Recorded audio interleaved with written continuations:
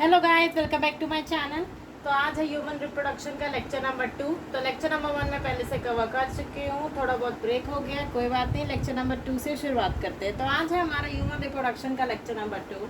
तो मैंने पिछले लेक्चर में मेल रिप्रोडक्टिव सिस्टम को शुरुआत कर दिया था, मतलब मेल रिप्रोडक्टिव सिस्टम की शुरुआत मैं कर चुकी थी। अब और ज़्यादा डिटेल में हम जानेंगे मेल रिप्रोडक्टिव सिस्टम को, ठीक है।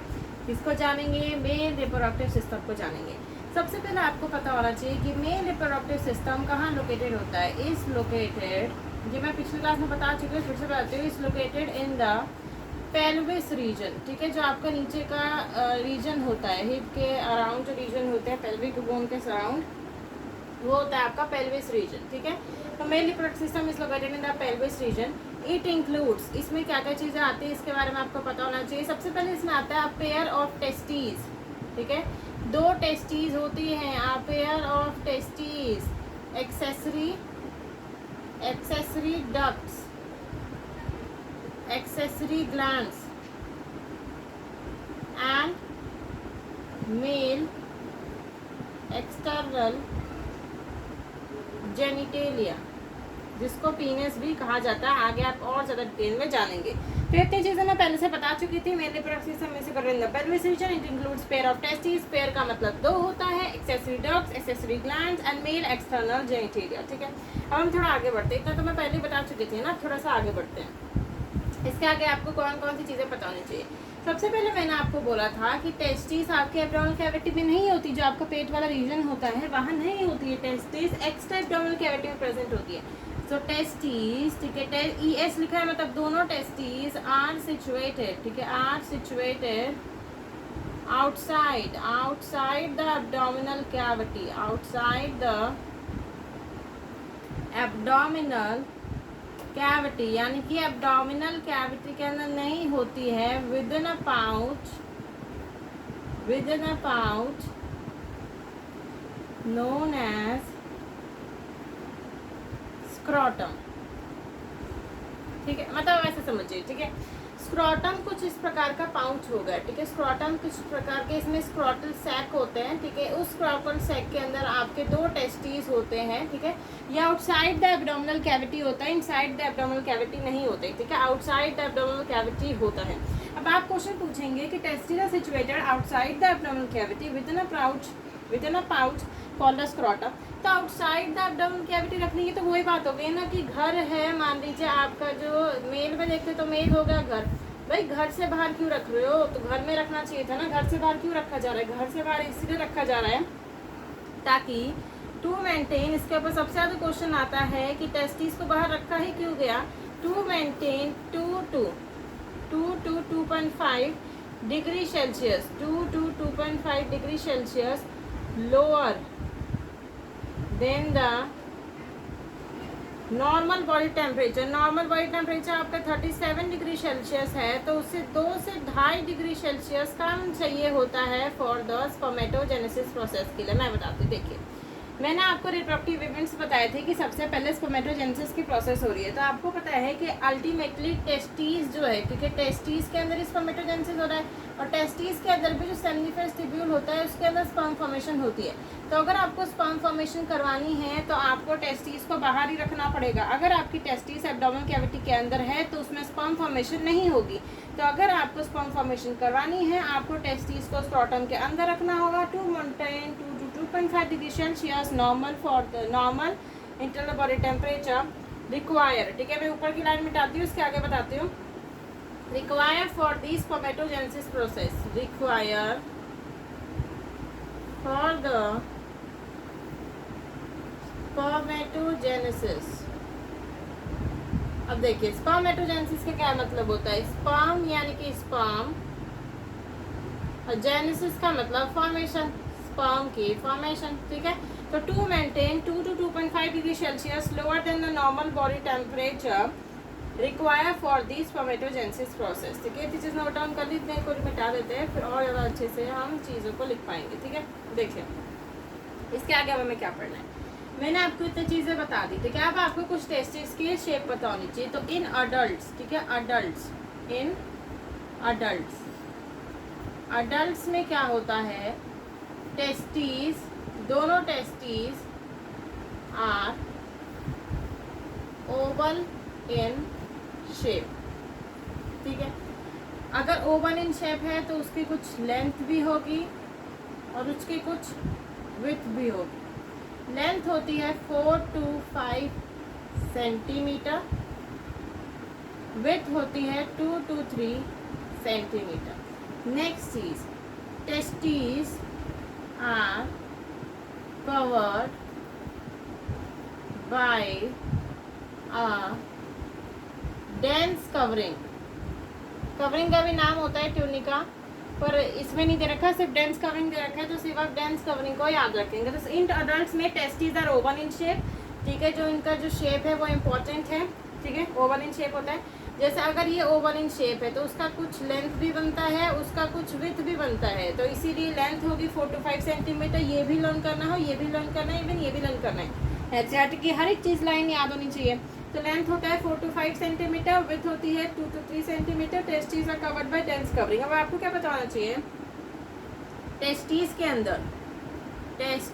अंदर 250, कितने 250, ये टर्म तो बहुत ज़्यादा इंपॉर्टेंट है, कितने 250 टेस्टिकुलर कंपार्टमेंट्स होते हैं। टेस्टिकुलर कंपार्टमेंट्स होते हैं जिन्हें बोला जाता है टेस्टिक्यूलर लोब्यूल्स। और ईच टेस्टिकुलर लोब्यूल में, अभी मैं डायग्राम बना के दिखा दूंगी, आपको और ज़्यादा क्लियर हो जाएगा। ईच टेस्टिकुलर लोब्यूल में 1 से 3 highly coiled seminiferous tubule is present. मतलब मैंने बहुत ज़्यादा नीचे लिख दिया, मैं आपको इसको फिर से बता दूंगी। ठीक है, ऊपर वाला जो चीज़ है पहले आप इसको नोट डाउन कर लीजिए कि टेस्टिस के अंदर 250 कंपार्टमेंट्स होते हैं। कितने 250 कंपार्टमेंट्स होते हैं, जिस 250 टेस्टिकुलर कंपार्टमेंट्स होते हैं जिन्हें टेस्टिकुलर लोब्यूल्स कहा जाता है, जिन्हें टेस्टिकुलर लोब्यूल्स कहा जाता है। अब जैसे 250 टेस्टिकुलर कंपार्टमेंट्स है, उस 250 टेस्टिकुलर कंपार्टमेंट्स के हर एक टेस्टिकुलर कंपार्टमेंट है, मतलब कि 250 के 250 में हर एक टेस्टिकुलर कंपार्टमेंट में 1 से 3, किसी में 1 होंगे, किसी में 3 होंगे, फिर से किसी में 1 होगा, किसी में 3 होगा। तो 1 से 3 हाईली कॉइल्ड सेमिनिफेरस ट्यूब्यूल होता है।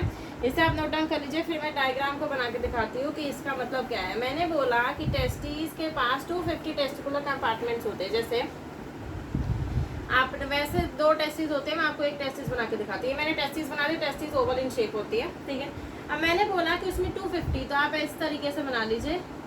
अभी मैं आपको 3 बना के दिखा रही हूँ। ये क्या है, टेस्टिकुलर कंपार्टमेंट्स, या मैं नीचे लिख चुकी हूँ तो मैं इसको डायरेक्टली लिखूंगी, टेस्टिकुलर लोब्यूल्स।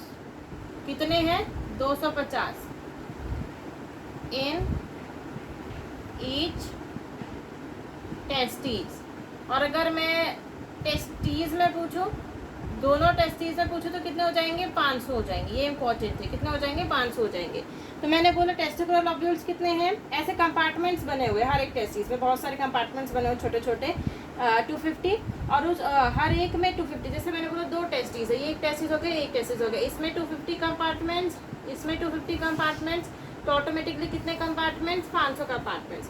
फिर मैंने बोला हर एक टेस्टिकुलर लोब्यूल में, ठीक है, हर एक टेस्टिकुलर लोब्यूल में, हर एक टेस्टिकुलर लोब्यूल में 1 से 3 highly coiled, 1 2 3 highly coiled seminiferous tubule is present. ठीक है, सेमिनिफेरस ट्यूब्यूल इज प्रेजेंट। तो ये डायग्राम आई होप आपको क्लियर हो गया होगा, इसे नोट डाउन कर सकते हैं। ठीक है, आगे बढ़ते हैं। अब मैंने आपको टेस्टिकुलर ट्यूब्यूल की बात बता दी। अब आप ये चीज़ नोट कर लीजिए कि जो आपका सेमिनिफेरस ट्यूब्यूल है, seminiferous tubule is the most important thing जो आपको याद करना है। सेमिनिफेरस ट्यूब्यूल ही वो जगह है, सेमिनिफेरस ट्यूब्यूल ही वो जगह है जहाँ पर स्पर्मेटोजेनेसिस की प्रोसेस होगी। स्पर्मेटोजेनेसिस का मतलब मैंने बताया था, स्पर्मेटोजेनेसिस का मतलब है जहाँ पर स्पर्म फॉर्मेशन होने वाला है, सेमिनिफेरस ट्यूब्यूल ही वहाँ जगह है। ठीक है, अब देखो seminiferous tubule line, lined on it inside, inside पे भी क्वेश्चन आता है, आउटसाइड नहीं, on it inside by two types of cells, by two types of cells. वो तो कौन कौन सी है? मेल जर्म सेल, जैसे एनसीईआरटी में दे रखा है, मेल जर्म सेल और सर्टोली सेल, और एक मिनट, सर्टोली सेल। अब देखिए, मेल जर्म सेल को मैं स्पर्मेटोगोनिया भी बोल सकती हूँ, ठीक है, स्पर्मेटोगोनिया भी बोल सकती हूँ। पीछे समझ में आती है? तो आप कैसे इसका स्ट्रक्चर कैसे बना सकते हैं? देखिए, मैंने बोला अब ऐसे समझ लीजिए, ये मैंने बना दिया, वैसे समझ लीजिए, ये मैंने बना दिया सेमनीफेरस ट्यूब्यूल, ठीक है, मैंने बना दिया सेमनीफेरस, ऐसे समझिए, ये मैंने गोला ही बना देती, ये मैंने बना दिया सेमनीफेरस ट्यूब्यूल, ठीक है, 1 से 3 होते हैं, तो ये मान लीजिए 3 बना दिए सेमनीफेरस ट्यूब्यूल। अब इस सेमनीफेरस ट्यूब्यूल में 2 प्रकार की सेल है, एक तो आपकी छोटी छोटी छोटी छोटी सेल होगी, एक थोड़ी बड़ी होगी, एक छोटी छोटी सेल, एक बड़ी, एक छोटी छोटी सेल, एक बड़ी, एक छोटी छोटी सेल, एक थोड़ी बड़ी, इस प्रकार की सेल होगी, ठीक है, इस प्रकार का कुछ होगा। तो इसमें तो छोटी छोटी सेल है, अब देखिए आउटसाइड तो नहीं, आउटसाइड का मतलब ये होता है फ्लावर के जैसे, इनसाइड है, तो ये छोटी छोटी सेल क्या है? मेल जर्म सेल, और ये बड़ी बड़ी सेल क्या है? सर्टोली सेल, क्या है? Sertoli cell. इतनी चीज नोट डाउन कर लीजिए। अब मैं इसके डायग्राम को थोड़ा फुली आपको समझाती हूँ, इसके आगे के पॉइंट्स। अब देखिए, अब आपको पता होना चाहिए, मैंने आपको बताया कि कुछ इस प्रकार का स्ट्रक्चर है, एक ये हो गया सेमनीफेरस ट्यूब्यूल, एक ये हो गया सेमनीफेरस ट्यूब्यूल, एक ये हो गया सेमनीफेरस ट्यूब्यूल, इसके अंदर इस प्रकार की सेल्स पाई जाएंगी, ठीक है, ठीक है, या आप इनका न्यूक्लियस बना सकते हो। मैंने सिर्फ एक ही में ड्रॉ कर दिया कि ये क्या है? मेल जर्म सेल, तो ये क्या है? सर्टोली सेल, ठीक है, इस प्रकार से 3 है, ये सेम हो जाएगा। अब देखिए, मेल जर्म सेल के अंदर मियोसिस होगी, मियोसिस माइटोसिस दोनों होगी, ठीक है, मियोसिस होगी, रिडक्शन डिवीजन होगी, जिससे अल्टीमेटली स्पर्म का फॉर्मेशन होगा, ठीक है, ये स्पर्म बना है, मैंने क्या बनाया है? स्पर्म बना दिया है, ठीक है, स्पर्म बना दिया। सर्टोली सेल का काम है न्यूट्रिशन देना। आप बताइए, स्पर्म जो बन रहा है उसे खाना कौन देगा?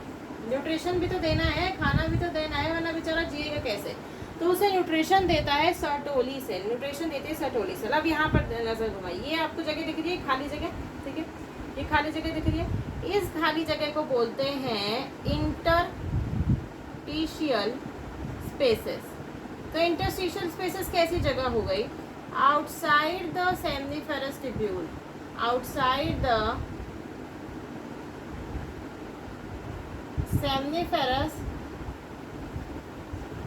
outside the seminiferous tubule। अब देखिए, मैंने बोला था 1 से 3 हेलिकल सेमनीफेरस ट्यूब्यूल, मैंने 3 बना दिए, ठीक है, कहीं कहीं पर 1 भी होगा। तो ये जो इसके बीच की जगह बच गया, आउटसाइड द सेमनीफेरस ट्यूब्यूल, जो बीच की जगह बच गई, उसे हम कहते हैं इंटरस्टिशियल स्पेसेस। उन इंटरस्टिशियल स्पेसेस में इंटरस्टिशियल सेल्स पाए जाते हैं। क्या पाए जाते हैं? इंटरस्टिशियल सेल्स, या जिसे लेडिक सेल्स भी बोला जाता है, इंटरस्टिशियल सेल्स, या जिसे लेडिक सेल्स भी बोला जाता है, ठीक है, पहली चीज़ ये पाई जाएगी। साथ ही साथ इसमें small blood vessels, small blood vessels, और लास्ट में immunologically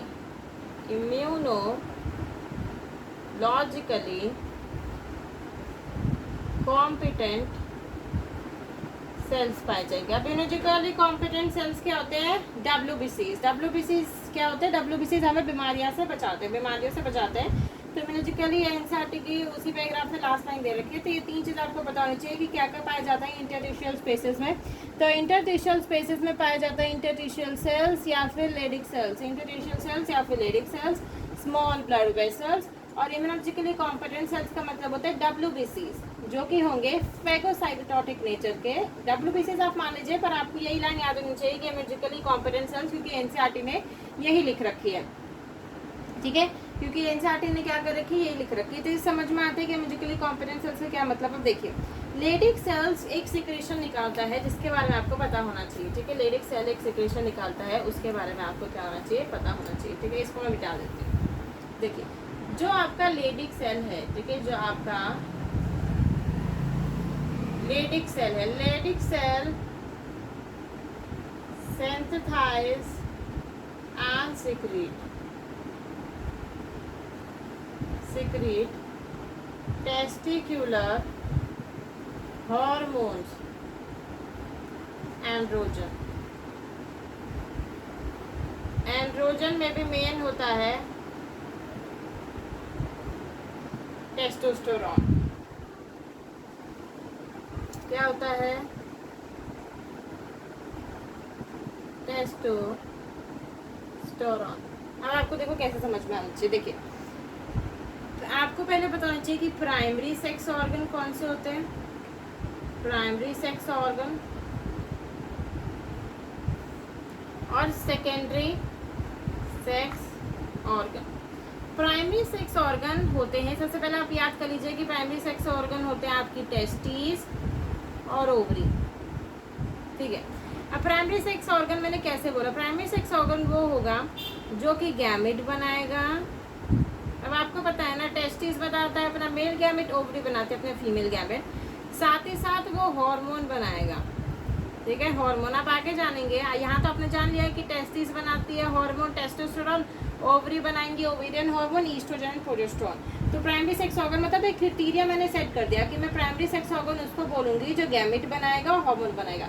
secondary sex organ are accessory, जो कि हेल्प करेंगे, ठीक है, दे ओनली हेल्प, ठीक है। इनका कोई मेन रोल नहीं होगा रिप्रोडक्शन में। मेन जो स्पर्मेटोजेनेसिस oogenesis की प्रोसेस होगी वो टेस्टिस ओवरी में होगा, जो गैमेट बनाए, जो हार्मोन बनाए। तो आपको क्या पता चलता है कि टेस्टिस आपका मेल गैमेट भी बना रहा है, स्पर्म फॉर्मेशन भी कर रहा है, साथ ही साथ वो हार्मोन्स भी बना रहा है, टेस्टोस्टेरोन, ठीक है। टेस्टोस्टेरोन इज वेरी इंपॉर्टेंट, जो सेकेंडरी सेक्सुअल कैरेक्टर्स होते हैं, ठीक है, उसके लिए टेस्टोस्टेरोन बहुत ज़्यादा इंपॉर्टेंट होता है। ये चीज़ समझ में आती है, ठीक है। अब इसके थोड़ा आगे बढ़ते हैं। अब आपको एक्सेसिव डक्ट्स कहते हैं, जो स्पर्मेटोजेनेसिस की प्रोसेस है वो लेटर पार्ट में हम देखेंगे। सबसे पहले हमें बताना चाहिए about the accessory ducts. Accessory ducts के नाम तो आपको याद करना है RVEV, ठीक है। मैं पूरा आपको सीक्वेंस बनाती हूँ। देखिए, सबसे पहले होता है जी सेमनीफेरस, इसको मैं बना के भी दिखा दूंगी। सबसे पहले होता है जी सेमनीफेरस टिब्यूल, ठीक है। सेमनीफेरस टिब्यूल से गया रेटे टेस्टिस, रेटे टेस्टिस से गया वासा एफरेंशिया, वासा एफरेंशिया से गया एब्डिडाइमस से गया वास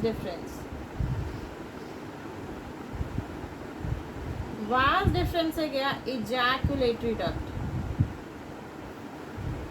थोड़ा अच्छे से लिखते हैं,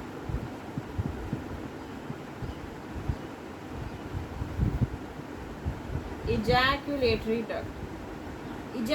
डक्ट से गया यूरेथ्रा, और यूरेथ्रा से आपका पीनस के थ्रू आउट, ठीक है। ये आपका पूरा स्पर्म का है, ठीक है। ये पूरी स्पर्म की ट्रांसपोर्टेशन चल रही है। आप देखिए कैसी ट्रांसपोर्टेशन हुई।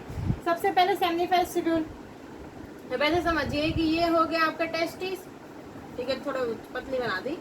ये हो गई आपकी टेस्टिस, ठीक है।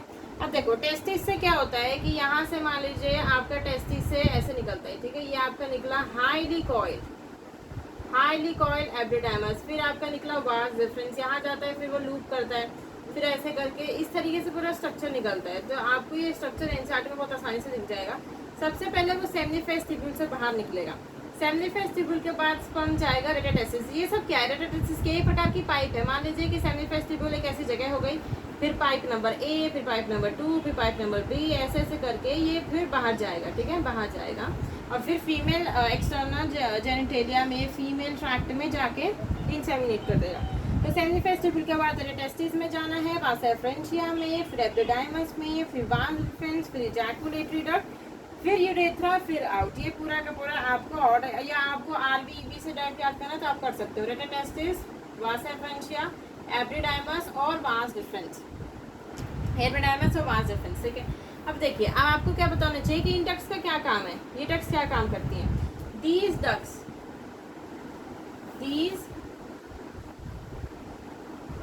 ducts store and transport sperms।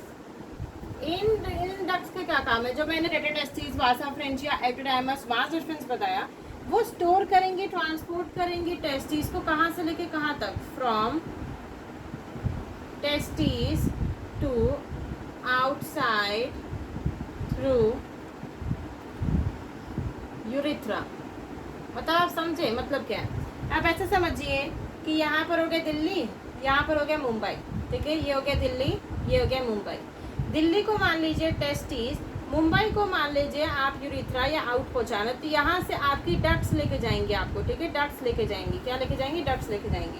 तो डीज डक्ट्स, पहली बात तो कहीं कहीं पर स्टोर होने की भी जरूरत पड़ेगी, ठीक है, जहाँ पर इजैकुलेशन नहीं हो रहा है, तो स्टोर करेंगी, ट्रांसपोर्ट करेंगी फ्रॉम, ये बहुत ज़्यादा इंपॉर्टेंट है, कहाँ से लेके कहाँ तक, फ्रॉम टेस्टिस टू यूरेथ्रा, ठीक है। कहाँ से लेके कहाँ तक लेके जाएगा, फ्रॉम टेस्टिस टू यूरेथ्रा। पहली चीज समझ में आ गई, ठीक है। नेक्स्ट चीज मैं आपको बताना चाहती हूँ कि एब्डोडाइमस, सबसे पहले आप लिखिए कि आपको एक की कैरेक्टरिस्टिक पता होनी चाहिए। वासा एफरेंशिया, सबसे पहले देखिए मैं बताती हूँ, ये अगर आपका टेस्टिस है, ठीक है, ये अगर आपका टेस्टिस है, तो टेस्टिस है पता क्या होता है, टेस्टिस में जो आपके ऐसे सिक्रेशन निकल रहे होते हैं, यहाँ पे बहुत सारे ऐसे रेटे टेस्टिस बनाओगे, ठीक है, ऐसे ऐसे ऐसे ऐसे आपके रेटे टेस्टिस बनाओगे। रेटे टेस्टिस से जब वो बाहर निकलता है, ठीक है, पोस्टीरियर सरफेस होकर जब वो बाहर निकलता है, तो अल्टीमेटली जैसे टेस्टिस है, टेस्टिस को कौन फाड़ के बाहर निकला, ठीक है, तो vasa efferentia, vasa efferentia leave the testis. Testis को छोड़ के बाहर कौन जाता है, वासा एफरेंशिया जाती है। टेस्टिस को छोड़ के कौन जाता है, वासा एफरेंशिया जाती है। कौन जाता है, वासा। ये इंपॉर्टेंट है कि वासा एफरेंशिया छोड़ के जाती है। नेक्स्ट चीज आपको बताना चाहिए कि जो एब्डोडाइमस है, एब्डोडाइमस इज हाईली कॉइल्ड। पहली चीज कैसी होती है, हाईली कॉइल्ड होता है। कैसा होता है, हाईली कॉइल्ड होता है। दूसरा, present along the posterior not anterior, ठीक है, posterior surface of each testis। मतलब देखिए, ये आपका टेस्टिस है, ये इसका एंटीरियर पोर्शन हो गया, ये इसका पोस्टीरियर पोर्शन हो गया मान लीजिए। तो ये पोस्टीरियर, ये आपका हेलिकॉइड, ये आपका हेलिकॉइड निकला, ठीक है, आपका हेलिकॉइड निकला, फिर ऐसे करके ये मोटी सी जाएगी वास डिफरेंस। इस प्रकार का स्ट्रक्चर होता है, ठीक है। ये ऐसे करके आपका हेलिकॉइड होता है, इसके सिर पर बालों की तरह। इस तरीके से इसका स्ट्रक्चर मैं कल बताऊंगी। पहले ये जो टर्म को आप अच्छे से लर्न कर लीजिएगा, ठीक है। इस क्लास को यहीं पर एंड करते हैं। ये था आपकी लेक्चर नंबर 2 की समाप्ति। अब हम मिलेंगे आपको लेक्चर नंबर 3 में। तब तक के लिए मैं जितनी भी चीज़ें पढ़ाई है उसको अच्छे से याद करिएगा। Please subscribe to my channel, ठीक है। लाइक करिए, शेयर करिए, सब्सक्राइब करिए। Thank you.